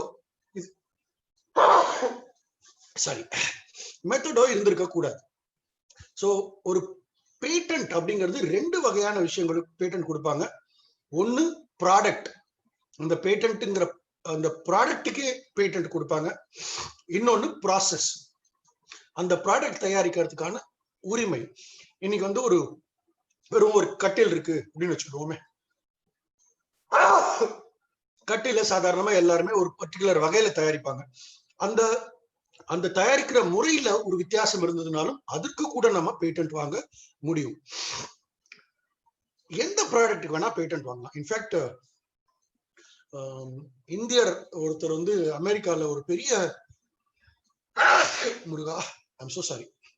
ஒரு விஷயத்த, ஒரு பயோ டெக்னாலஜில ஒரு விஷயத்த கண்டுபிடிக்கிறாரு. அது சம்பந்தமான ஒரு கேஸ் வந்து யுனைடெட் ஸ்டேட்ஸ் சுப்ரீம் கோர்ட் வரைக்கும் போகுது. அதுல ஒரு யுனைடெட் ஸ்டேட்ஸ் சுப்ரீம் கோர்ட்ல ஒரு தீர்ப்பு சொல்றாங்க. Extremely sorry. அந்த தீர்ப்புல ஒரு வார்த்தை சொல்றாங்க. அதாவது பேட்டன்ட் சம்பந்தமா யுனைடெட் ஸ்டேட்ஸ் சுப்ரீம் கோர்ட் சொன்ன ஒரு வாக்கியம், everything under the sun is patentable அப்படிங்கிற ஒரு வாக்கியம். அதாவது இதுதான் பேட்டன்ட் பண்ண முடியும், இதுதான் பேட்டன்ட் பண்ண கூடாது அப்படிங்கிற மாதிரி எதுவுமே கிடையாது. அப்கோர்ஸ் சில எக்ஸெப்ஷன்லாம் கொடுத்திருப்பாங்க. அந்த எக்ஸெப்ஷனுக்கு காரணம் வந்து சில விஷயங்கள் வந்து பப்ளிக் கிட்ட இருக்கக்கூடாது. ஃபார் எக்ஸாம்பிள் அட்டாமிக் எனர்ஜியை பத்தின பேட்டன்ட்ஸ் வந்து பப்ளிக் யாராவது பண்ணாங்கன்னா அதுக்கான பேட்டன்ட் உரிமை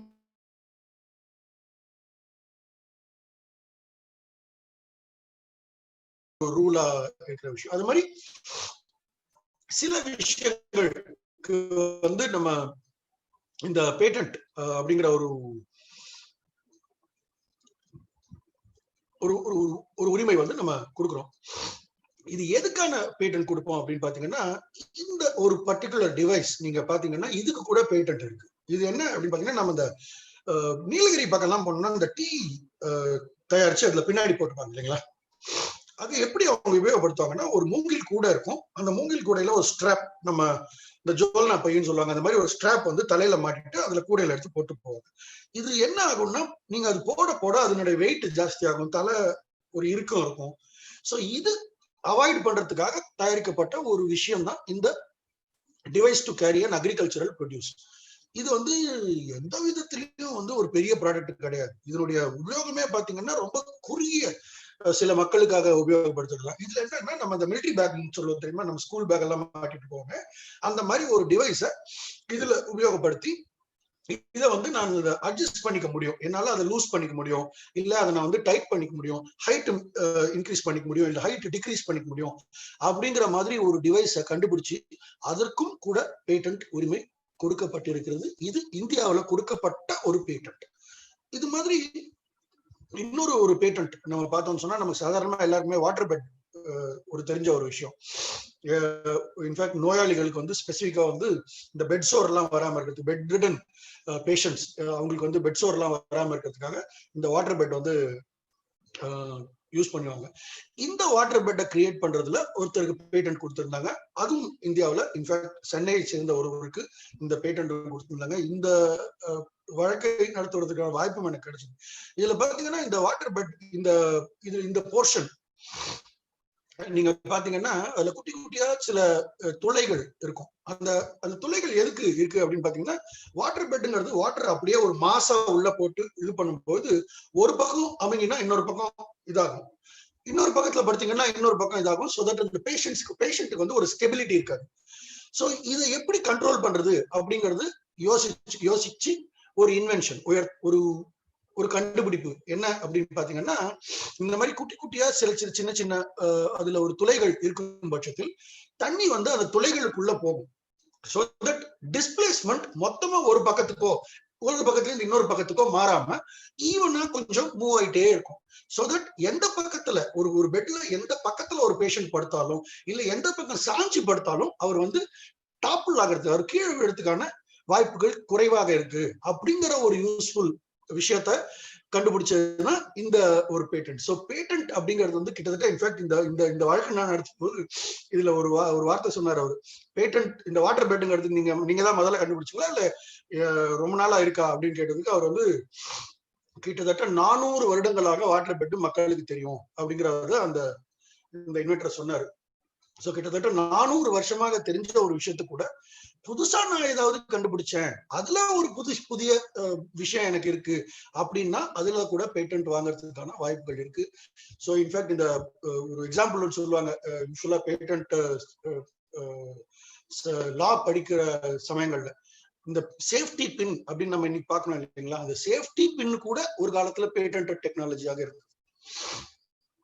அதுக்கான ஒரு அழகான ஒரு கதையை சொல்லுவாங்க. இன்ஃபேக்ட் ரொம்ப நாள் ஒருத்தருக்கு ரொம்ப கடன் இருந்த, எப்படி அந்த கடன் அடைக்க போறேன் அப்படின்னு தெரியாம ஒருத்தர் வந்து கையில ஒரு நீளமான ஒரு த்ரெட்டை வச்சு நோண்டிட்டு இருக்கும்போது அவர் அந்த ஷேப் வரும்போது இது ஏன் வந்து நம்ம ஒரு பொருள் இணைக்கிறதுக்கு பயன்படுத்தக்கூடாது அப்படின்னு நினைச்சு அந்த ஷேப்பை தான் அவர் வந்து சேஃப்டி பின்னா ஒரு காலத்துல கண்டுபிடிச்சு அதையே அவர் பேட்டன்ட் பண்ணி அந்த பேட்டன்ட் அவர் வித்தே வந்து அவருடைய கடன் எல்லாம் அடைச்சாரு அப்படிங்கிறது கூட ஒரு ஹிஸ்டரி.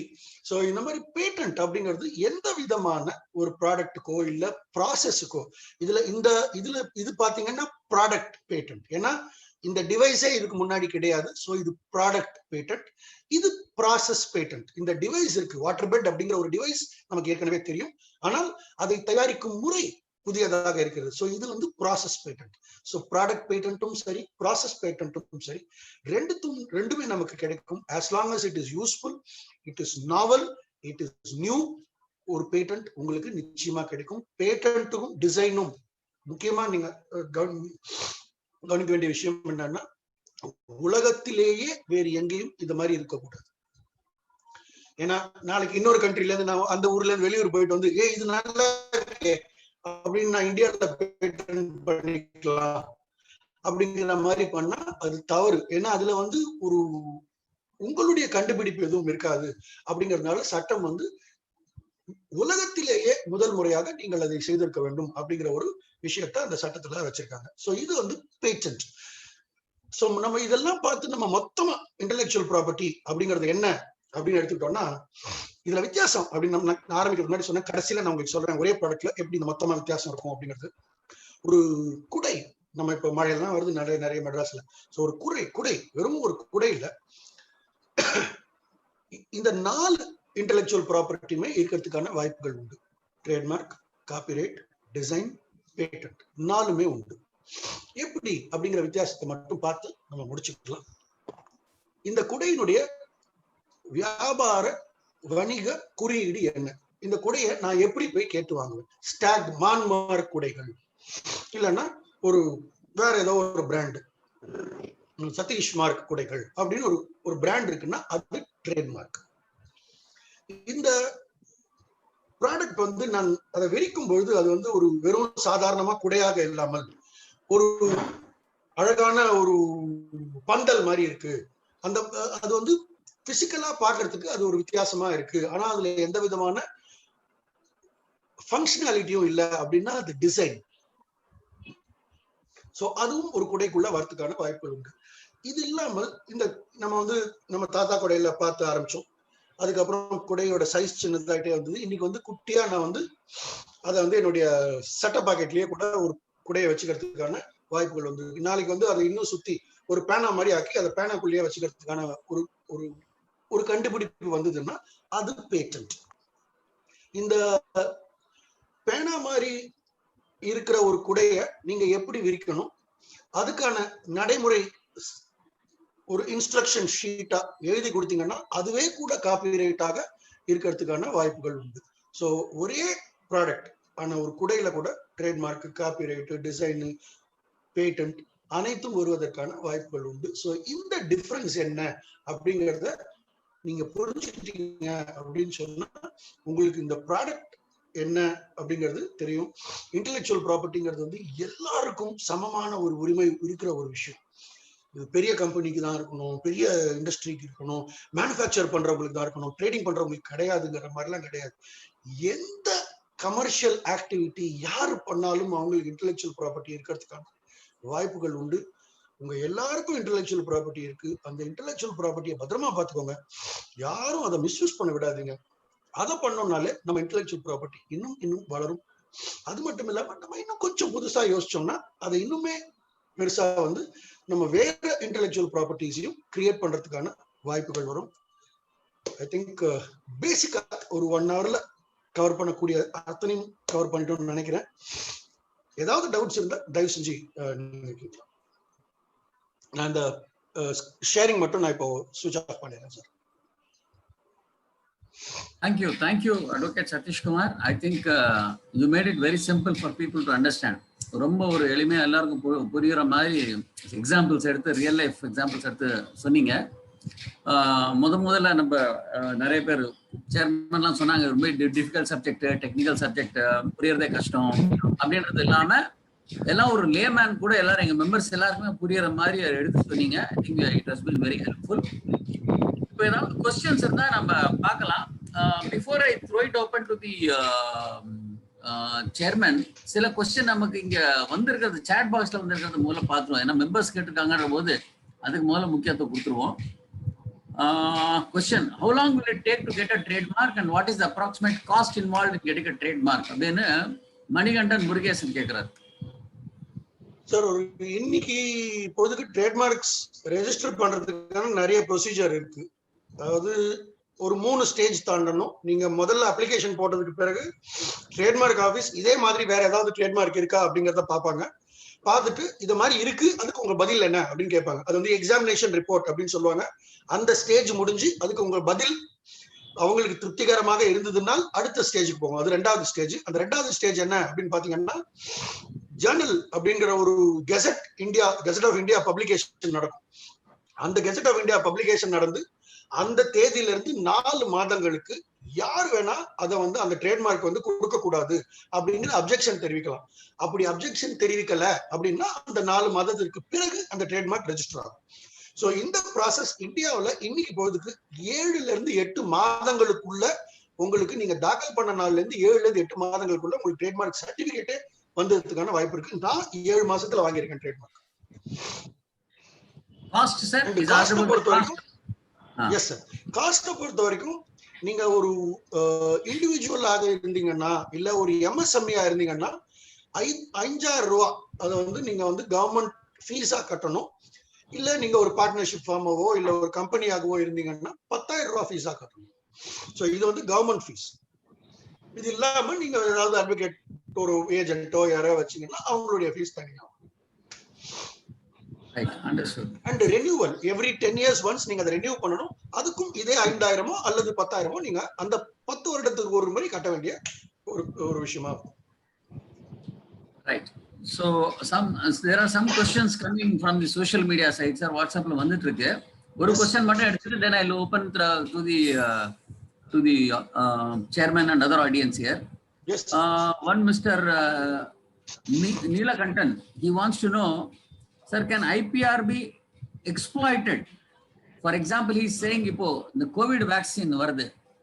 இதை வந்து இப்போ யாராவது ஒருத்தர் வந்து ஒரு இப்போ நிறைய கம்பெனி கண்டுபிடிச்சிட்டு இருக்காங்க. He says if somebody comes out with the first COVID vaccine and prices it very high, can he stop others from manufacturing similar such vaccine, and can it be exploited? Absolutely possible. In fact, intellectual property na மக்களுக்கு பயம் இருக்கிறதுக்கு காரணமே இதுதான். ஏன்னா இது ஒரு monopoly. இந்த monopoly ஐயோ அப்படிங்கிற ஒரு பயம் இருக்கிறதுக்கு காரணமே இதுதான். ஆனால் இந்திய சட்டத்திலேயே உலகத்துல இருக்க எல்லா நாட்டிலையும் உண்டு. இந்திய சட்டத்திலேயே இதுக்கான ஒரு செக் அண்ட் பேலன்சஸும் உண்டு. இந்தியாவில் கம்பல்சரி லைசன்சிங் அப்படிங்கிற ஒரு சட்டம் உண்டு. அதாவது சில பொருட்கள் வந்து அத்தியாவசியமா கவர்மெண்ட் டிக்ளேர் பண்ண முடியும். அந்த மாதிரி இந்த பேட்டன்ட் ஒரு பொருள் இருந்தாலும் அதை டிக்ளேர் பண்ணாங்கன்னா அவங்க வந்து கவர்மெண்ட்டுக்கு அதை கம்பல்சரியா லைசன்சிங் கொடுத்தே ஆகணும். அதை கவர்மெண்டே மேனுஃபேக்சர் பண்ண முடியும். சோ அப்படி கவர்மெண்ட் மேனுஃபேக்சர் பண்ணிச்சுன்னா இவங்க சொல்ற இந்த ஒரு பெரிய பிரைஸ் வந்து இருக்காது. there will be a very minimal price. in fact இந்தியாவுல அந்த மாதிரி வழக்குகளும் நடந்திருக்கிறது. அந்த மாதிரி கம்பல்சரி லைசன்சிங்கும் கொடுக்கப்பட்டிருக்கிறது. சோ இது முதல் முறையாக இருக்காது. exploitation is possible, yes, but there is a possible solution also for such exploitation. Thank you, sir. So any chapter chairman or co-chairman yaravadhu question kekka virumbrீங்களா? Some more questions are there in social media. We will take it up little later. Solunga Mr. Mohan. Sir, wonderful Satish Kumar sir. Of course I'm going to give my closing remarks with this all this trouble with உங்களுடைய cold. You have given a very சட்டுனு பக்கத்துல கடைக்கு போயிட்டு வந்தா அது immediately triggered off. I'm so sorry. Hot water with lemon சாப்பிடுங்க. ஆமா, one of our friends have suggested here it also. அப்படியே I will do that, sir. Okay.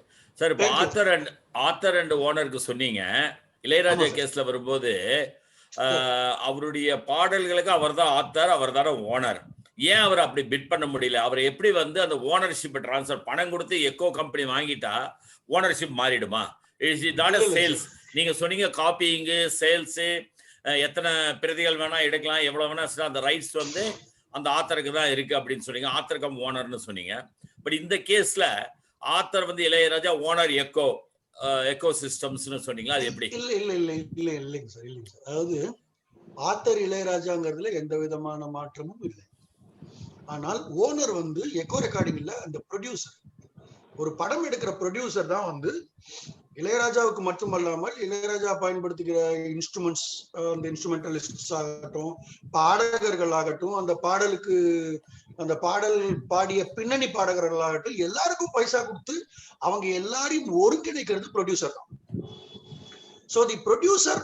அது மட்டும் அல்லாமல் இளையராஜா வந்து தன்னுடைய சந்தோஷத்துக்கோ இல்ல தன்னுடைய திறமைக்கு சவாலாக இருக்கிற மாதிரியோ பாடல்கள் வந்து இந்த பாடல்கள் அல்ல. இது வந்து ஒரு சினிமாவுக்காக, ஒரு குறிப்பிட்ட சிச்சுவேஷனுக்காக, ஒரு குறிப்பிட்ட நடிகருக்காக போடப்படுற ஒரு பர்டிகுலரான ஒரு விஷயம். நீங்க தான் ஆத்தர், அதுல எந்த விதமான மாற்று கருத்துமே இல்லை.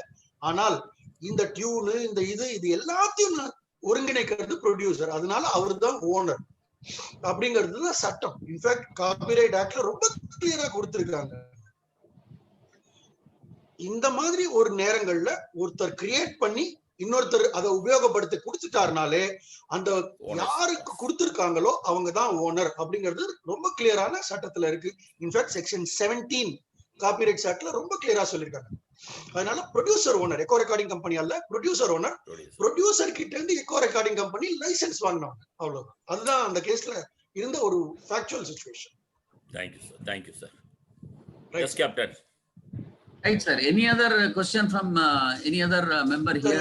I think I ஒரு few questions have come இங்க இதுல வந்திருக்கு சார். Chat box நீங்க படிக்கலாம் sir. Please take it forward. Some of them are comments in India. Arumugam பிள்ளை பரமசிவம் ஒருத்தர் கேட்டிருக்காரு, getting IP in India applicable to the globe அப்படின்னு கேட்டிருக்காங்க. இல்ல சார், அப்படி வராது. இது வந்து இந்தியாவுல பண்ற எல்லா ரைட்டுக்குமே வந்து இந்தியாவுக்கு மட்டும்தான் உரிமை உண்டு, மற்ற இடங்களுக்கு உரிமை கிடையாது. Okay sir. அண்ட் இன்னொருத்தர் கேட்டிருக்காரு, trademark is for brands, patent is for products or process, please clarify. Sir, அதாவது ரெண்டுமே வெவ்வேறு. ட்ரேட்மார்க் வேற, பேட்டன்ட் வேற. ட்ரேட்மார்க் அப்படிங்கிறது வந்து பிராண்ட்ஸ் அப்படிங்கிறதும் ட்ரேட்மார்க்ங்கிறதும் கிட்டத்தட்ட இன்டர்சேஞ்சபிளா கூட உபயோகப்படுத்துறாங்க. அதுல வித்தியாசங்கள் உண்டு, பட் ஓகே, ரெண்டும் கிட்டத்தட்ட ஒன்னும் வச்சுக்கலாம், தவறு இல்லை. பட் பேட்டன்ட் அப்படிங்கிறது வந்து ப்ராடக்ட் ப்ராசஸ்ங்கிறது கிடையாது. It is for invention. ட்ரேட்மார்க்ங்கிறது வெறும் டிஃபரன்ஷியேட் பண்ணும். அதாவது ஹமாம் சோப்ல இருந்து லக்ஸ் சோப்பை டிஃபரன்ஷியேட் பண்றது ட்ரேட்மார்க். அந்த ஹமாம் சோப்ல என்ன இருக்கு, அந்த ஹமாம் சோப்பை நான் எப்படி தயாரிக்கிறேங்கிறது பேட்டன்ட். அதுல ஏதாவது இன்வென்ஷன் இருந்ததுன்னா அது பேட்டன்ட். சோ பேட்டன்ட் அப்படிங்கிறதுக்கும் ட்ரேட்மார்க்ங்கிறதுக்கும் வித்தியாசம் உண்டு. Secondly, the documents are more important for getting patent. What kind of documents are to be submitted for obtaining a patent? அப்படின்னு கேட்டிருக்காரு ஷாஹுல் இக்பால். சார், அதாவது பேட்டன்ட்டை பொறுத்த வரைக்கும் உங்க இன்வென்ஷன் என்ன அப்படிங்கறத நீங்க கவர்மெண்ட்டுக்கு சொல்லணும். கவர்மெண்ட் வந்து நான் உங்களுக்கு சொன்ன மாதிரி it is called a statutory right, அதாவது சட்ட ரீதியான உரிமை.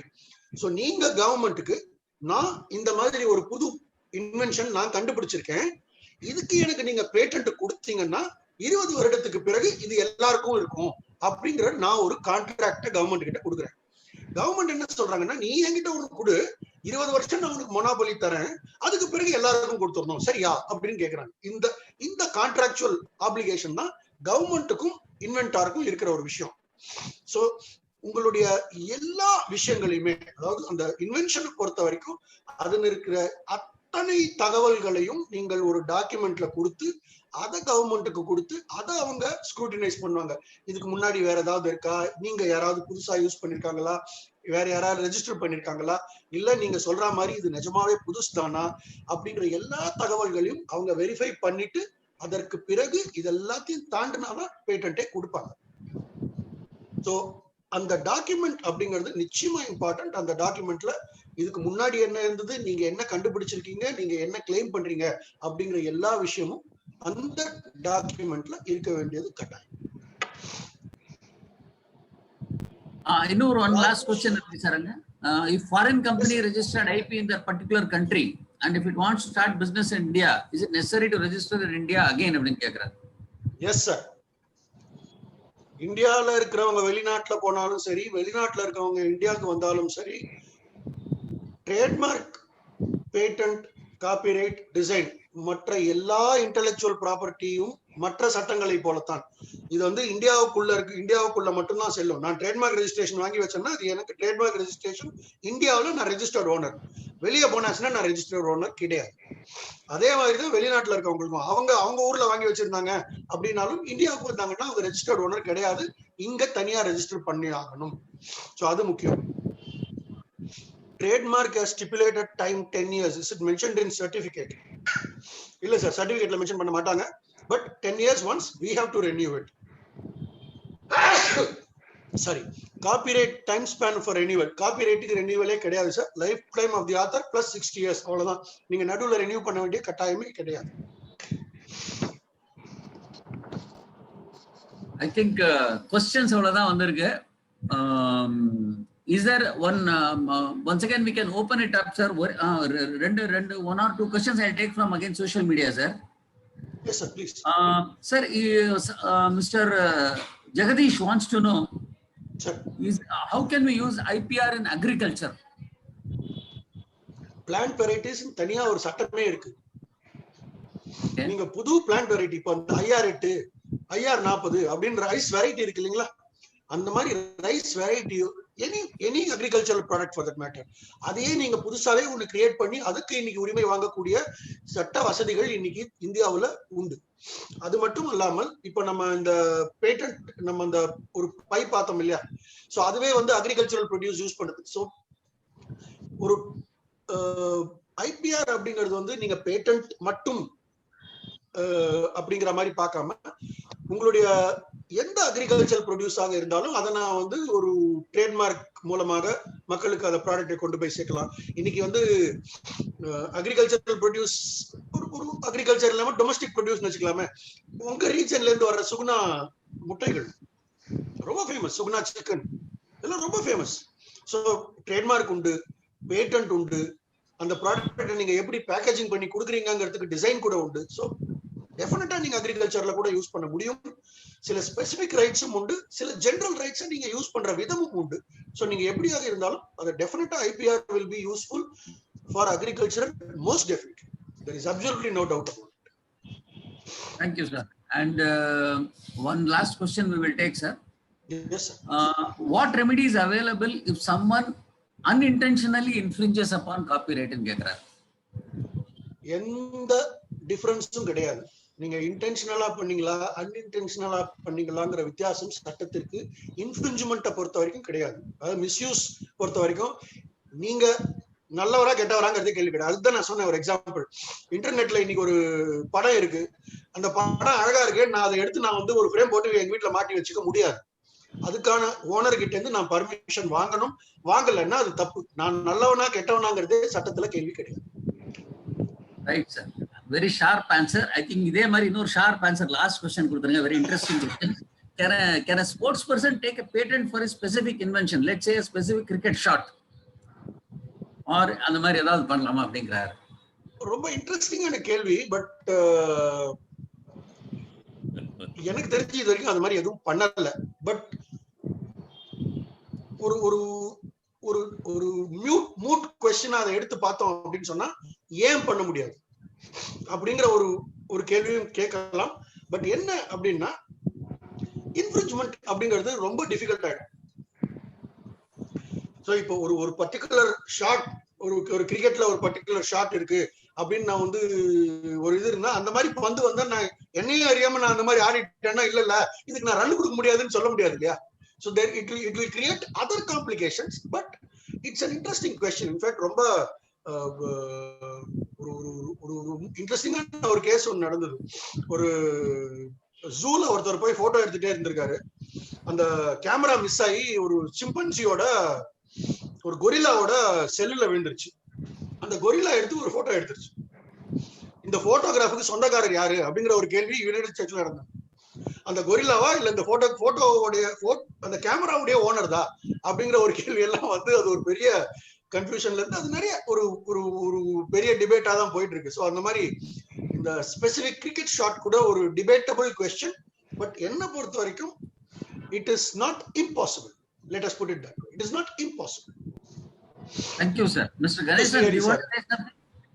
ஆமா சார், நான் வந்து அவர் ஜஸ்ட் அப்ரிஷியேட் பண்ணது. அவர் வந்து கோல்டு மேனா இருந்தாலும் இன்னைக்கு கோல்டு மேன் மாதிரி எல்லாம் எங்க ப்ரொஃபசர்ஸ் எவ்வளவு ஒரு காலேஜ்ல எங்க ப்ரொஃபசர்ஸ் 16-18 கிளாஸஸ் நடத்த வேண்டியதை இந்த 1 hourல ரொம்ப கிளியரா புரிய வச்சாரு. முதல்ல சதீஷ்க்கு நன்றி. அடுத்தது வந்து அவரோட நம்பர், அவரோட கான்டாக்ட் அண்ட் இது, ஏன்னா அவர் வந்து ரொம்ப இம்பார்ட்டன்டா சில விஷயங்கள்லாம் கேட்க வேண்டியவங்க கேட்டுக்கலாங்கிறது என்னோட ரெக்வெஸ்ட். சாட் பாக்ஸ்ல டைப் பண்ணட்டுமா? சாட் பாக்ஸ்ல போடுங்க, no problem. Please put it in the chat box. எல்லாரும் anybody else also can contact them. இன்னொரு சின்ன ஒரே ஒரு ஜாயிண்டர் ஒரு இது, அதாவது எவ்வளவு கேसेस இப்போ வந்து எவ்வளவு கேसेस அப்ராக்ஸிமேட்டா பெண்டிங் இருக்கும் இந்த மேட்டர்ஸ்ல? சார் இன்னைக்கு பொறுத்த வரைக்கும் மெட்ராஸ் ஹைகோர்ட்டை பொறுத்த வரைக்கும் கமர்ஷியல் டிவிஷன் அப்படின்னு ஒண்ணு தனியா வந்திருக்கு. ஓகே, எல்லா கமர்ஷியல் கோர்ட்ஸ் ஆக்ட் ஒரு புது சட்டம் வந்திருக்கு. எல்லா டிஸ்ட்ரிக்ட் லெவல்லையும் உண்டு, ஹைகோர்ட் லெவல்லையும் அது உண்டுங்க.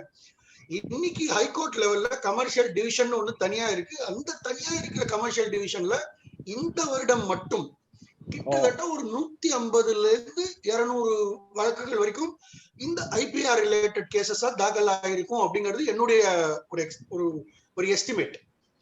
கூட குறைச்சல் ஒரு 20 கூட குறைச்சல் இருக்கலாம். பட் நிச்சயமா 150 கேஸ் கம்மியா இருக்காது. ஓகே, நியூ கமர்ஸ் ரொம்ப அப்ளிகேஷன் எடுத்துக்கிறாங்க இந்த இதை இல்லைங்களா? நிறைய பேர் இருக்காங்க சார். இன்னைக்கு நிறைய பேர் they are more interested in taking it up because it's a very interesting field. உங்களுக்கு நிறைய வித்தியாசமான அனுபவங்கள் வரும், நிறைய வித்தியாசமான எண்ணங்கள் வரும், நிறைய வித்தியாசமான விஷயங்களை நம்ம பார்க்க வேண்டிய வாய்ப்புகள் இருக்கும். So it is very interesting field. So நிறைய பேர் வந்து இன்ஃபேக்ட் இந்த சப்ஜெக்டே வந்து ஒரு கடந்த ஒரு 10-15 வருஷமா தான் வந்து லா காலேஜ்ல டீச் பண்றாங்க இன்டெலெக்சுவல் ப்ராப்பர்ட்டி அப்படிங்கிற சப்ஜெக்டாகவே. ஸோ அந்த சப்ஜெக்ட வந்து இலெக்டிவா எடுத்தவங்களுக்கும் இது வந்து ஒரு ஏதோ பெரிய பிரமாதமான சட்டம் போல் இருக்கு, நம்ம இதுல பின்றோம் அப்படின்னு சொல்லி நிறைய பேர் வராங்க. It's welcome. It's a good sign. அதாவது 20 இயர்ஸா நீங்க உழைச்ச உழைப்புக்கு, ஏன்னா இப்போ ஃபாஸ்டா சிவில் கேசஸ் கிரிமினல் கேசஸ் எல்லாம் 5 இயர்ஸ் 3 இயர்ஸ்ல முடிஞ்சிட்டு இருக்கு. லோயர் கோர்ட்ஸ்ல கேசஸ் இல்லாத மாதிரி போயிட்டு இருக்கு வேகமா. அதனால ரொம்ப பேர் இதுக்கு வருவாங்க. அதனால கேட்டேன். தேங்க்யூ. கமர்ஷியல் கோர்ட்ல வந்து நீங்க கிட்டத்தட்ட ஒரு 1.25 வருஷத்துல ஒரு சூட்டை முடிச்சிடணும். Thank you. All the best, sir. All the best. Thank you, sir. Thank you so much. Thank you. Mohan, Yeah. take it forward. Yeah. Sir, thank you so much, sir. This is the second time I'm listening to your talk, sir. It's very interesting. It's a fascinating evening, sir. Always, I used to learn something new from you, sir. It's always happy. Pleasure, sir. Sir. Sir, yeah. Sir. Yes, sir.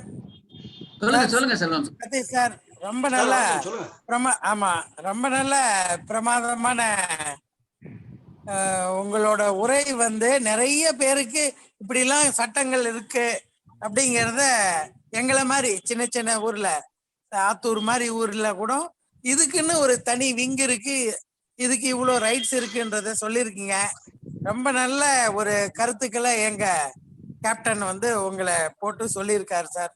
உங்களுக்கு எனது வாழ்த்துக்களோட நன்றிகள் sir. ரொம்ப சந்தோஷம். Thank you sir. MMA சார்பாக எப்பவுமே வந்து ஒரு memento, digital memento கொடுப்போம் sir. Just S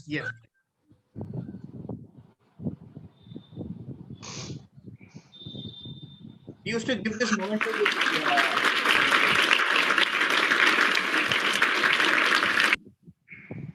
we used to go and give the mask to the people who's not wearing the mask. These are small. இதான் வந்து சட்டத்துல வந்து வைகேரியஸ் லைபிலிட்டின்னு ஒன்று உண்டு. அது மாதிரி வைகேரியஸ் அட்வான்டேஜ் இது எனக்கு.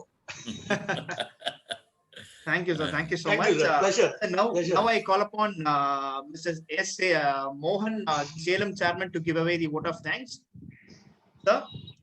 Thank you everyone. Mr. Satish, it was a wonderful talk. How intellectual property rights is helpful even for small businesses னு ரொம்ப அருமையா சொன்னீங்க. The IPR is consisting of the trademark right, copyright, design right, patent right. ரொம்ப கிளியரா சொன்னீங்க. trademark rightல நீங்க அருமையா சொன்னீங்க. The first trademark is நம்ம ராமருடைய கணையாளி அனுமார் கொண்டு போய் சீதைக்கு கொடுத்தது. wonderful example. நம்மளுடைய இதிகாசங்கள் எல்லாமே இருக்கு. நான் ஒவ்வொரு ப்ரோக்ராம் நான் சொல்லுவேன், இதிகாசத்தில் இல்லாததே கிடையாது. All management studies are available in நம்ம இதிகாசங்கள், ராமாயணம், மகாபாரதம், சீவகசந்தாமணி, சிலப்பதிகாரம் சொல்லுவேன். நீங்க very first word you told எனக்கு ரொம்ப திருப்தியா இருந்தது. And you have explain the logic for intellectual property laws. அது இன்டெலெக்சுவல் ப்ராப்பர்ட்டி லாஸ் ரொம்ப பிரமாதமா சொன்னீங்க. And product based economy and technology based economy. Beautiful sir, beautiful terminology. Product based on the technology, and IPR is a combination of many laws. You have very clearly you explained. And what is trademark? Mark in the trade. Trademark is nothing but mark in the trade. சொன்னீங்க எந்த ஒரு விஷயம் நமது ட்ரேடை குறிக்கிறதோ அது நம்ம ட்ரேட்மார்க்னு சொன்னீங்க. அதே மாதிரி ட்ரேட்மார்க் பிறவற்றை சார்ந்து இருக்கக்கூடாது அப்படின்றத சொன்னீங்க. And importance of the registration of trademark. ட்ரேட்மார்க்கை ரிஜிஸ்ட்ரேஷன் பண்றதுல என்ன முக்கியம்னு சொன்னீங்க. Next go to copyright. Right to copy. Copyright is nothing but the right to copy. It must அது ஒரிஜினலா இருக்கணும். It must be originated from the author. It must be employed skill and labour. ரொம்ப கிளியரா சொன்னீங்க. And copyright is negative right. நம்ம எல்லாமே positive தான் பார்த்தோம். இந்த கொரோனா வந்தவொன்னு தான் நம்ம நெகட்டிவா வந்து ஃபாலோ பண்றோம். அட முருகா நமக்கு நெகட்டிவ் வேணுங்கிறோம். அந்த மாதிரி copyright is also a negative right. And it is only for form and not idea. அந்த ஐடியாவுடைய ஃபார்மேஷன் இருக்கிற அந்த ஐடியாவுக்கு இல்லைன்ற சொன்னீங்க. And copyright is available for expression alone. நிறைய பேருக்கு தெரியல sir, copyright is available for expression. பிரமாதமா சொன்னீங்க. And you have very clearly distinguish between owner and author. அதனாலதான் நான் இளையராஜா கேஸை வந்து நான் கொஸ்டின் ஆன்சர்ல கேட்டேன். Though we know very well for the benefit of the house, now I put that question. The distinction between the owner and author and copyright is available for lifetime with 60 years னு சொன்னீங்க. The next comes to design right. It must be novel, it must be original, it should be applicable னு ரொம்ப கிளியரா சொன்னீங்க. அந்த design வந்து a lot of examples showed. Agriculture designs கூட copyright இருக்கிறது சொன்னீங்க. So it is validity for 15 yearsங்கிறது ஒரு நல்ல ஒரு point. And finally the patent right, it should be invention சொன்னீங்க. It should be invention. PR is available for the product and process சொன்னீங்க. And everything under the sun is patented with some expressions. என்ன wonderful-ஆன word sir. Everything under the sun is patented with some exemptions சொன்னீங்க. And different examples with PR. இந்த patent writer நிறைய examples நீங்க காமிச்சீங்க. உலகத்திலேயே முதலாவதாக நீங்கள் கண்டுபிடித்ததாக இருக்க வேண்டும் அல்லது நீங்கள் பயன்படுத்தக்கூடியதாக இருக்க வேண்டும் சொன்னீங்க. IPR சார் ரொம்ப அருமையா ஒரு அம்ப்ரல்லா எக்ஸாம்பிள் சொல்லிட்டீங்க. ஒரு சின்ன அம்ப்ரல்லா தான், அந்த அம்ப்ரல்லா 4 ரைட் இருக்குன்னு சொல்லிட்டீங்க. அது உண்மையிலேயே ரொம்ப பிரமாதமா இருந்தது. And IPR is available for every commercial activity. நிறைய பேருக்கு தெரியாது. இப்போ நம்ம செல்வம் கேட்ட மாதிரி சின்ன சின்ன ஊர்களில் இருக்கிறவங்க கூட தெரியுங்கிறத வந்து சொல்லிட்டீங்க. இந்த நிகழ்வை வந்து நிறைய இடத்துல வந்து நம்ம நடத்துறோம். நீங்களே அதுக்கு பேச்சாளராக வரணும்.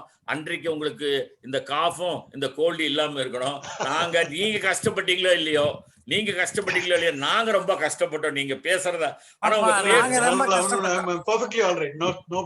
இல்ல சார், நீங்க பேசுறது ஒவ்வொரு வார்த்தையும் ஒரு பொற்காசு கொடுக்கலாம். அந்த மாதிரி பாயிண்ட்ஸ் எல்லாம் நீங்க சொன்னீங்க. ஆனா நீங்க கஷ்டப்படுறத பார்த்து நாங்க கஷ்டப்பட்டோம். ஆனா மிகச் சிறப்பாக இருந்தது. ரொம்ப ரொம்ப ரொம்ப நல்ல வேல்யூ ஆடட் ப்ரோக்ராம் இன்னைக்கு.